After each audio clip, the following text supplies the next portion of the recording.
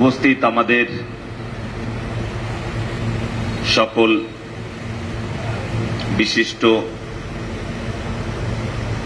আমাদের শিল্পপতিগণ এবং যারা আজকের এই অনুষ্ঠানে এসেছেন তাদের সকলকে আমার পক্ষ থেকে অনেক অনেক শুভেচ্ছা। মঞ্চে যারা বসে আছেন তারা অনেক বড় বড় ব্যবসায়ী, তাদেরকে আমি সম্বোধন করেছি নাগরিক হিসেবে, কারণ আমরা মনে করি যে বিশিষ্ট শিল্পপতিরাও সুনাগরিক হতে পারে।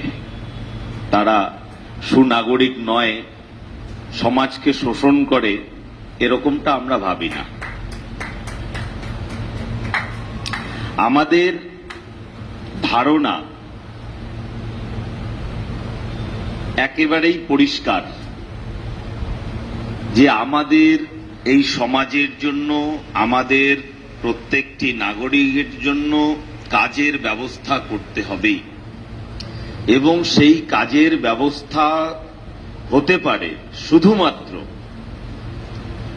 আমাদের যারা ব্যবসায়ীরা রয়েছে, যারা শিল্পপতিরা রয়েছে, তাদের সেই শিল্পের মধ্য দিয়েই আমাদের কর্মসংস্থান হতে পারে।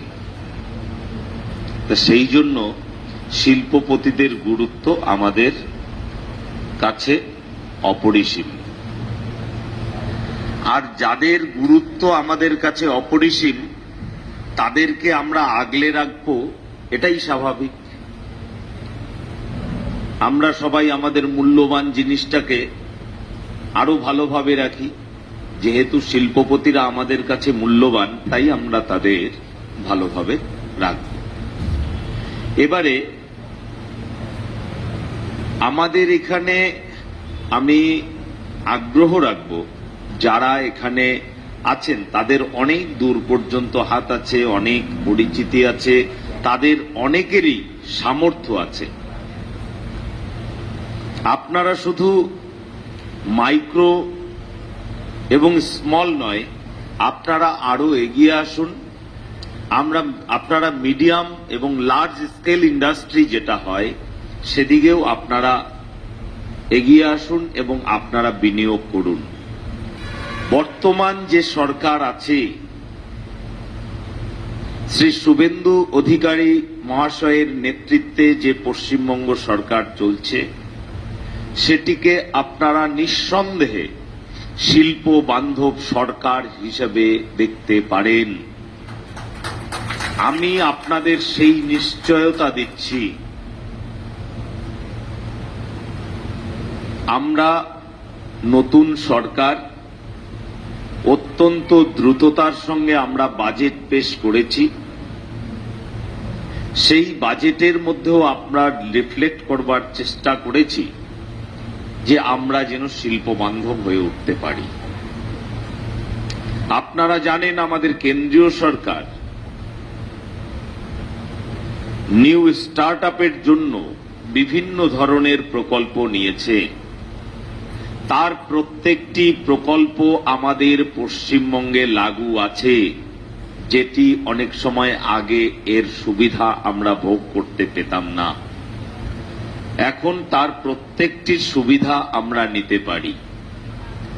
আপনারা যদি সেই স্কিমগুলো থেকে কোনো সুযোগ সুবিধা আপনারা পান বা নিতে চান, আপনারা সেগুলো নিলে আমাদের পক্ষ থেকে পূর্ণ সহযোগিতা থাকবে।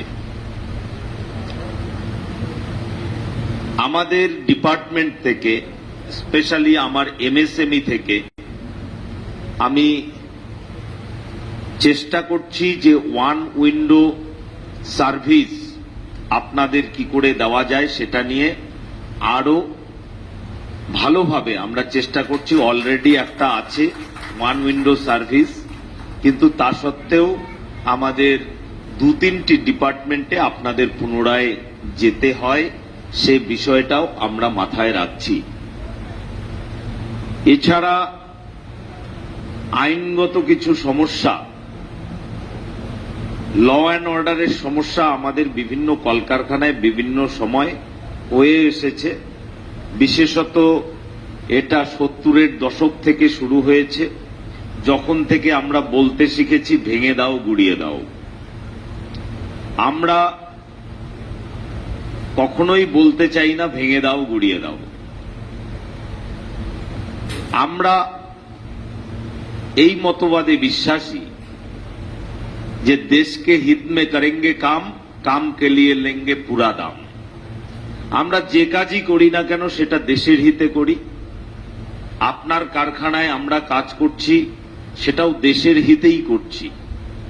সেই দেশের হিত করতে গিয়ে আপনার হিত হচ্ছে, সেটা করতে গিয়ে আমার হিত হচ্ছে, সেটা করতে গিয়ে আরো কারো হিত হচ্ছে, সেটা আমাদের কাছে উপরি পাওনা।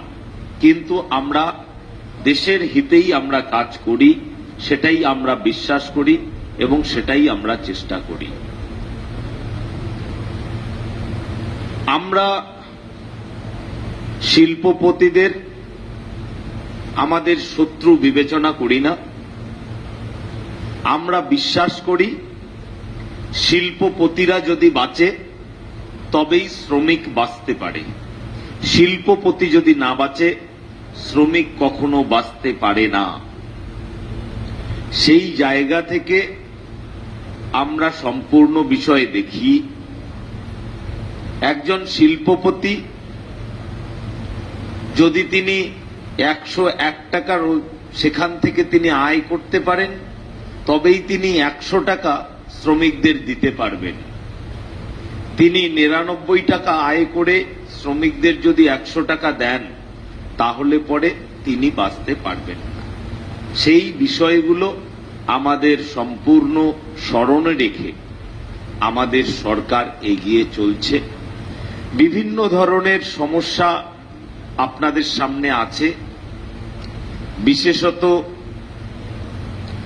জমি সংক্রান্ত কিছু সমস্যা থাকে। এছাড়া আপনাদের কাছেই শুনলাম একটি বড় সমস্যা ফায়ার সেফটি লাইসেন্স পেতে আপনাদের কিছু অসুবিধা হয়। কখনো কখনো ইলেকট্রিফিকেশনের বিষয়টাও গুরুত্বপূর্ণ। এছাড়া রাস্তার একটা ব্যাপার আছে। সেই বিষয়গুলো স্থানীয় স্তরে কি করে এই সমস্যার সমাধান করা যায়, সে বিষয়গুলো নিয়েও আমরা বিস্তারিত আলোচনা করব। এবং আমি আপনাদের এটুকু বলতে পারি, আপনারা আজকে যে বিষয়গুলি আমার দৃষ্টিগোচর করেছেন সেগুলো আমি আমাদের মাননীয় মুখ্যমন্ত্রীর গোচরে নিয়ে আসব। বিশেষত আমাদের কুচবিহারের যে ইন্ডাস্ট্রিয়াল পার্ক আছে, সেই ইন্ডাস্ট্রিয়াল পার্কে, এটি কলকাতার থেকে প্রায় 700 কিলোমিটার দূরে অবস্থিত। তার জন্য আমাদের কিছু বাড়তি খরচ হয়। সেক্ষেত্রে সরকার আপনাদের কিভাবে সহযোগিতা করতে পারে বিষয়টি আমি বিস্তারিতভাবে আমাদের মাননীয় মুখ্যমন্ত্রীর গোচরে আমি নিয়ে আসব। এবং আগামী বছরের যে বাজেট হবে সেই বাজেট আপনাদের জন্য আরো ভালো কিছু আনবে, এই প্রত্যাশা রেখে সকলকে আবারও আর একবার শুভেচ্ছা ও অভিনন্দন জানিয়ে আমার ছোট কথা শেষ করছি। ধন্যবাদ।